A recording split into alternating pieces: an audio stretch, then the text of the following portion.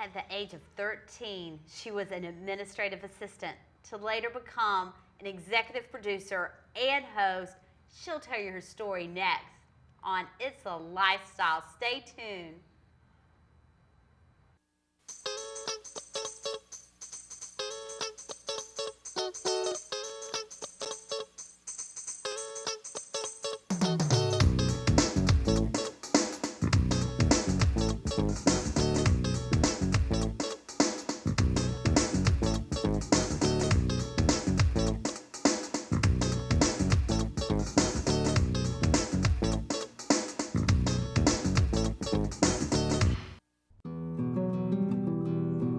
These are the children who had no chance.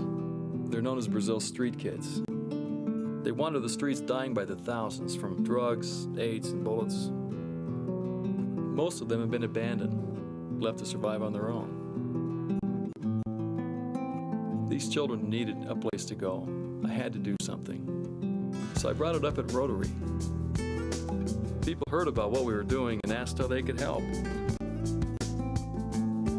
Together, we raised funds to give them a home and open the school. They're learning a trade. Now hundreds of kids have a family and a future. They're contributing to the community because Rotary believes in making things better for everyone. Rotary is making a difference right now. They have hope. Rotary gives people an opportunity to help. 1 in 5 Americans are on their way to getting it. It kills more Americans each year than breast cancer and AIDS combined. 1 in 13 have it. And 1 in 4 of those don't know it yet.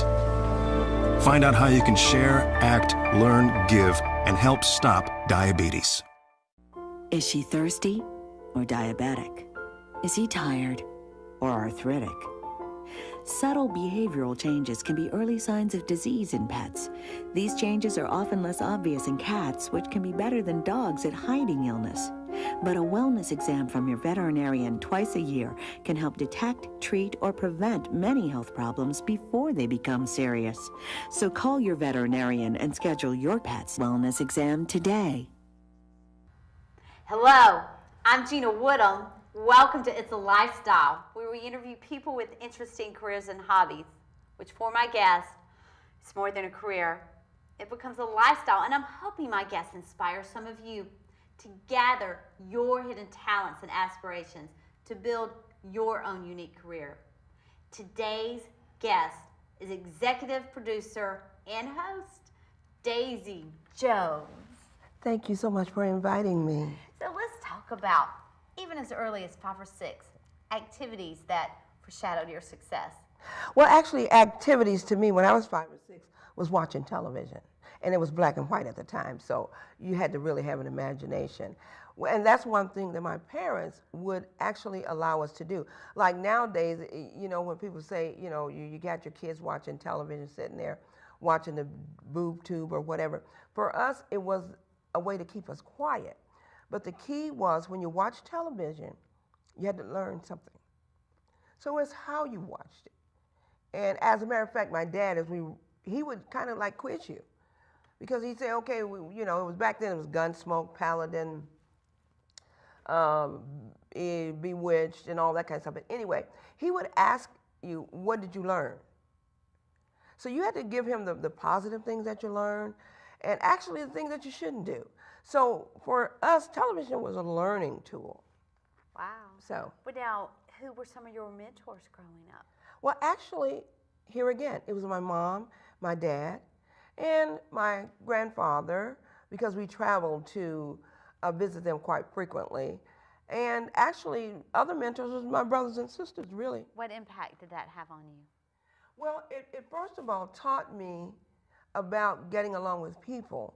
And it also taught me that whatever you want to do, you could actually do it. Because when you had that many brothers and sisters, you always had to come together to do something. So we did things like sing, we had different ones were musicians, and we had acting, you know, because you'd watch television, remember the lines, and then we'd play it out amongst ourselves. Well, now, as you moved through school and towards high school, what kind of activities were you involved with? Well, actually, that's another thing. My parents did let us participate, but it had to be definitely school orientated. So I was a cheerleader, and so we learned dance, because when you cheer, you have to learn how to dance. So I did that. Actually, roller skating was another thing, and that taught us about dancing and rhythms and all of that. But most of all, I like to sing. So basically, as a family, we come up with family groups. Now, my father was a minister, so we had to sing gospel. So we had gospel groups and duos and duet and all of that amongst ourselves, and we always had a chance to sing at church. So we did a lot of singing. Well, and in saying all of this, what impact did your brothers and sisters have on you with some of your activities? Well, actually, it was my older brother. He was a disc jockey, radio personality, as they call him now, and he was a promoter. So when he started doing promoting and that sort of thing, here again, because when you become a promoter and there's money's involved, and he wanted someone that he could trust. So he and I were really close together, and we were in the top 4. So he always took me with him when he did his promotions and that sort of thing. So I learned entertainment through him, really. And so I really enjoyed that. And as you're moving towards, you know, your high school graduation, and you're trying to figure out about college and other type of career opportunities, how did you make your decisions? What was your focus? Well, actually, when I graduated from high school, back then, when you graduated from high school, you had to go to college and get a good education and a job and that sort of thing. But me, I fell in love with this handsome, absolutely awesome man, and I ended up getting married instead. So I moved away from home, married, and I still had an opportunity to sing, because when I became, you know, married and a young adult, my father had created a gospel group that actually traveled to sing. So I joined the gospel group and traveled and sang with him. But the one thing that I kind of decided with children, being a wife, and the singing and the rehearsal, that was about enough for me, and to maintain a decent, you know, home, because you can't leave your kids unattended and that sort of thing. Because back in the day, when you had children, you were a housewife, you know, not a real housewife for real. And so I decided to kind of spend some time raising my children, really. Wow. Now, as you started your life as a mom in Ohio, you also discovered the entertainment industry. Well, yeah, because my brother was like I said, through those years, and even when I became an adult, he was still promoting. So he started to promote big things. And as an adult, of course, now I was old enough to go into the clubs and do all of this sort of thing. He still had me as his assistant, so to speak. So my mom, she was a very loving woman. So she would watch the children for me when I went out and did my entertainment business. So here again, with family supporting me, even then I had an opportunity to continue at it, because entertainment is just always been something that I've been, you know, really wanting to give my heart to. We want to hear more next, and we will. Don't go far. We will be waiting here for you. It's the #1 cause of blindness in adults. It doubles the risk of heart attack and stroke. If trends continue, 1 in 3 children born today will face it in their lifetime. 1 in 4 people who have it don't know it yet. And 1 in 5 Americans are at high risk of developing it. Together, we can stop a disease that burdens and shortens life.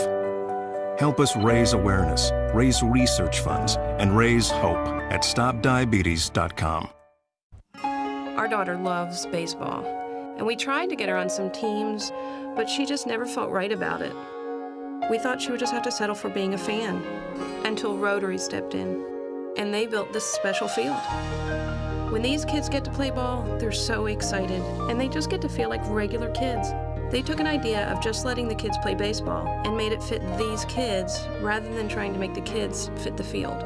Rotary gives people an opportunity to help. Across America, service learning is helping students improve their grades and their communities by connecting the classroom with community service.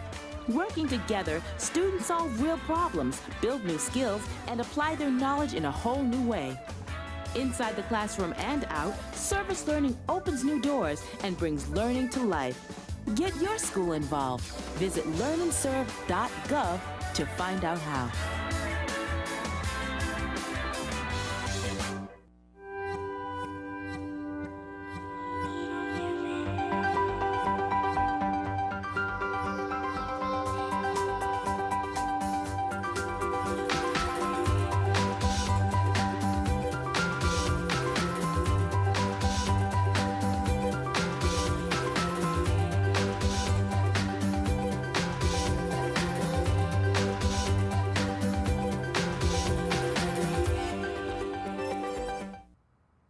You made it back, and just in time. We are talking to executive producer, host, Daisy Jones. Let's talk about your work within the entertainment industry, as well as with your brother, who was a radio personality, promoter, and some of the lessons you learned that helped you along the way. Well, Gina, I want to say something, because as I became older and started dealing in the entertainment industry with the different artists and that sort of thing, I like helping people as individuals. And I found that in the industry, you know, like when they're preparing to go on stage, because my thing was, once the show was going, I even became the interim babysitter. You had artists that would bring their children to perform, you know, like Eddie LaBert's and the Emotions and Patti LaBelle and all of these people, because these were the people that were in the industry coming up back then. And my thing was, and I didn't really like it, my thing was, let me get out here and really get into the entertainment. But at some point, I would become the babysitter. Well, let's talk about some of the artists you met. So in saying that, were there a few that you thought they're really going to hit it? I mean, as we know, all the ones you mentioned did very well, but were there some that instantly you just said, tell us about that? Well, yeah, and that's, now, when it got into that industry, that part of it, they became more an inspiration to me, because I saw them before they hit the big stage. Because he would take me with him to Detroit, because, you know, back then that was where Motown was, and there were certain clubs that everybody had to perform at. So as I saw them go from the club performing to the big stage with the jazz festivals and the individual concerts and people like Anita Baker and all of this, when I watched them, but I also saw them doing what they do, but still have their family at heart, because they would bring them with them. So that helped me not feel so bad either, when I would think, okay, my mom's keeping my kids and I'm out here, and that's what, well, that's what you got to do sometimes. Because family is always, to me, family is one of the main reasons you do what you do. And let's talk about, eventually, you made a path to Atlanta. Yeah. Well, I'll tell you, I got tired of the snow. And my youngest daughter was just entering junior high school. And I thought, well, I want to change, because, you know, the industry then wasn't as popular. I think Motown had moved to California and all of that, but I wanted to change. So what I did, I transferred here with my job to open a retail, a different segment, which is now what Walmart does. You know, that super shopping, you got everything under one roof. Right. And that's why I moved to Atlanta. And I really didn't know anybody. But not knowing that this was where I was supposed to be. This was actually pulling me closer to my destiny, which was actually into production, because when I got here, and I was at the verge of retiring. So once I retired working in the retail industry, I went into the mortgage industry. Because my family, we've always had an entrepreneurial spirit. You know, within you, there's something that drives you, just the same as you. What drew you to the mortgage industry?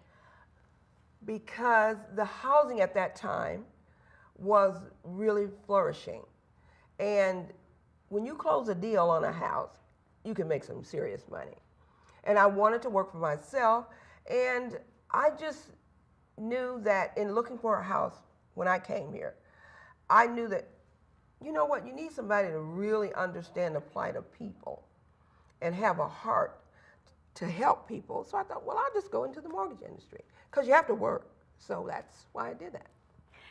And eventually, there was a moment of inspiration for your first sitcom. Let's talk about that.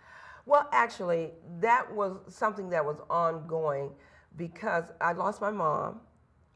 And but my mom, she was a very profound person. She would say things. And as we grew, all the things that she taught us kept coming up. And you'd have to know my mom. I mean, she had all kinds of sayings. As a matter of fact, we have a t-shirt line that we call KDB Tees, because that was her name. But what happened, we were sitting around, and everybody always quote what they called her mom, so affectionately, would quote what she would say. And it was always funny. So I just said to my two daughters, we need to do a sitcom. And so we took the sitcom and patterned it, you know, kind of like that Tyler Perry thing when he used his mom to be Medea. Well, we took my mom, there was two aspects of her. So we took her two personalities and made them into two elderly people, elderly ladies. One is called Katie B, that's her, and the other one we call her Ruth Ann. And one has a very profound, kind of like a spiritual base that she always gives you that spiritual inspiration. And the other one, the personality was it tell you straight to your face. We want to hear more. And we will next. Don't go far. We'll be back in a moment. Get a job. Look, it's a giraffe. I don't see it.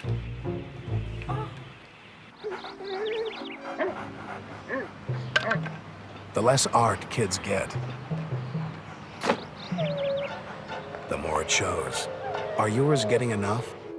Art. Ask for more. AmericansForTheArts.org. You know, we sing for millions of girls, but helping out in schools, that's the real deal, baby. I know our love can multiply, 'cause you're the X and I'm the Y. I'm the cute one, you know what I'm saying? So, have you ever been backstage before? Okay, guys, this is an abacus, an old school calculator. 1, 2, 3, 4. Like the circle and the square, our geometry is a perfect pair. Now, why should kids know about gravity?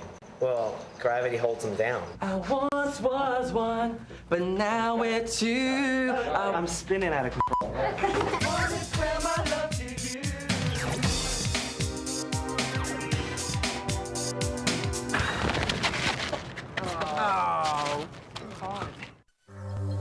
You say you'd give your right arm to be there for your family? Here's your chance to prove it. Have your blood pressure checked and control it to lower your risk of heart attack and stroke. These hands hold tight. These hands love.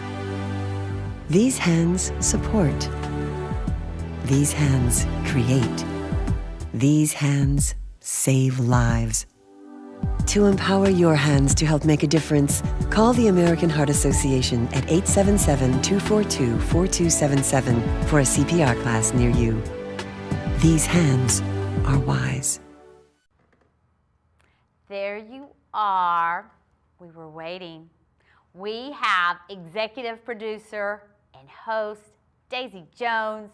So let's talk about the Express Yourself.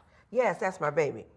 So let's talk about the steps from inspiration to finally the beginning steps of production. Well, okay, actually, now you're getting where my heart really is now, because Express Yourself came from even after I'd done the mortgage industry and that sort of thing, and when it went kind of like bust, I thought, well, now what am I going to do?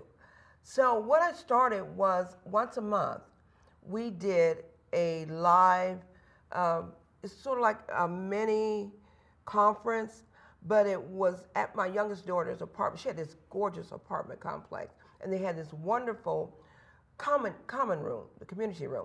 So what I did, I decided to help people because I just love helping people.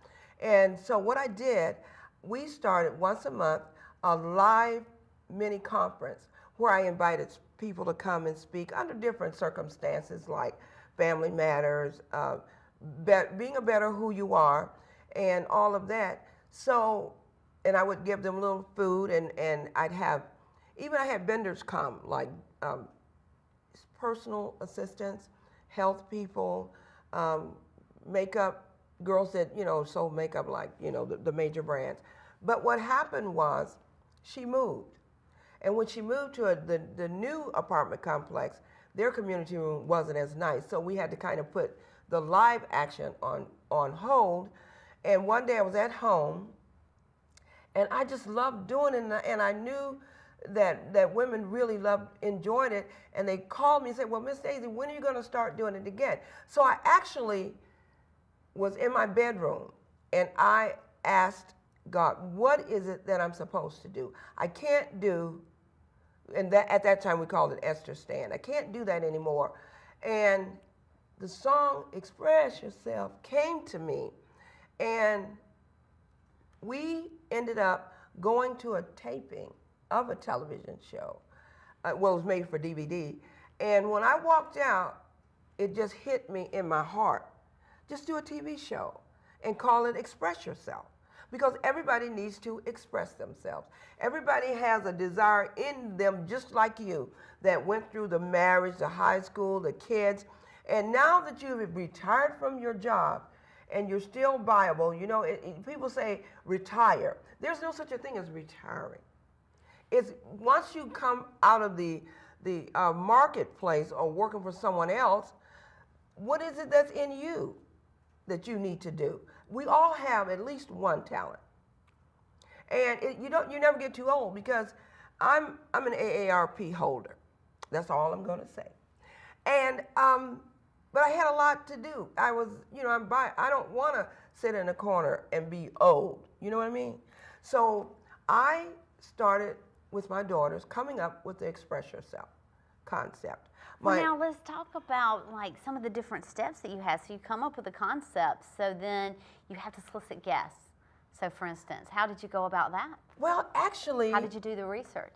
Well, as far as research, okay, I started watching talk shows on television, because you want to see where's my niche when it comes to talk show, because everybody can do a talk show. So we, amongst ourselves, as we watched it, I told them, I said, you know what? I want to do something different. I want my own niche. I don't want to just sit there and talk randomly one time and then the next time. So because of the concept that we had with Esther Stand, which is an ongoing learning, inspiring, educational format, I wanted to take it to talk show. So what we do at Express Yourself is really ongoing.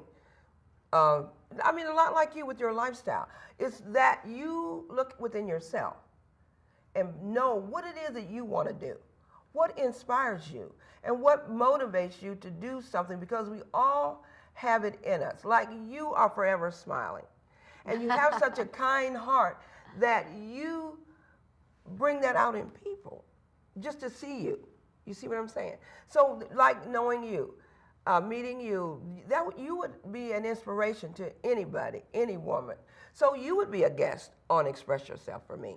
You are precious. Well, let's talk about, you know, in putting all of this together, what were some of your biggest obstacles, would you say? Well, the biggest one was actually finding a place to shoot the show. And fortunately, I live in a world where I have a guidance that's above an individual. And I say my leader in me to go places, and I hear the voice of God saying, go over here, go over there. There's going to be someone there. I mean, it literally in my spirit, because I don't know I don't know everybody. So, but I know what I want on the show. So there's, for us, when we found Comcast, for instance, that was through someone else that I had met shooting another show that did a show at Comcast. And the door was open from being a guest with that individual. Now, when you say obstacles, to be honest with you, Gina, the only obstacle I have right now is time to shoot all the shows, really, because I don't see life as an obstacle. You know what I mean? What were some of your biggest gratifications? The people that I've met since I've done the show that have gone into bigger things, that have been inspired through the show, people that even came to help. There's a couple of the people that help. From being here and being inspired, she's gone on to, she produces plays. Daisy Jones, what advice would you give others that would like to follow a similar career path? Look to your heart. Think of what it is that you really want to do. You have to ask yourself that question. And when you decide that you want to make a difference and you have something in you, use your personal time to look into your own eyes and ask yourself, and you'll hear a voice giving you direction. So don't waste your time wishing you were going to do something. Do it. Because every day you wake up, that's the opportunity for you to do what it is within you to do that. Because there's a good you in there. And all you need to do is want to be that person. Daisy Jones, it's been a pleasure. And remember, express yourself. And thank you for joining us here with It's a Lifestyle. I'm Gina Woodham. If you have someone you would like to see, please email me at the address you see below. Have faith in your dreams, but most importantly, have faith in yourselves. We'll see you next time. Thanks.